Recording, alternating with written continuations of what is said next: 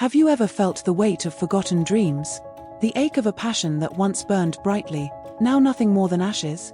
For one woman, that passion was stories. Books. A love once so deep, it felt like magic. Until, one day, it wasn't. Evelyn used to love books.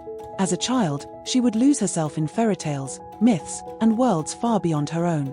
But as she grew older, life got in the way. Deadlines. Responsibilities. Distractions. And before she knew it, her books gathered dust, her passion faded, until one night, when everything changed. It was a night like any other until she saw it. At the end of a quiet street, where no building had stood before, there it was. A library. Not just any library, the Midnight Library. The doors creaked open, inviting her inside. And in that moment, curiosity won over doubt. She stepped in. The air smelled of aged paper and ink. Shelves stretched impossibly high, filled with books she had never seen before. Each title shimmered in gold, whispering secrets she longed to uncover. At the center of it all, behind a grand wooden desk, sat a woman with silver-threaded hair and eyes that held centuries of stories. "Welcome, Evelyn," the librarian said. Evelyn's heart skipped. How did she know her name?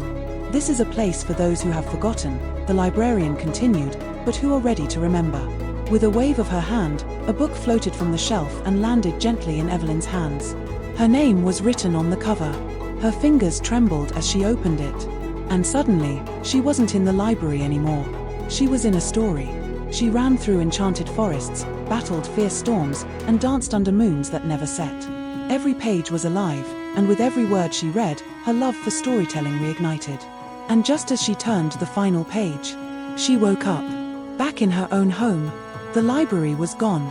But the book, the magic, the passion, that remained. And for the first time in years, she picked up a pen. She had stories to tell. Some passions never truly die. They wait patiently for the right moment to return. For Evelyn, that moment came at midnight, in a library that only the lost can find.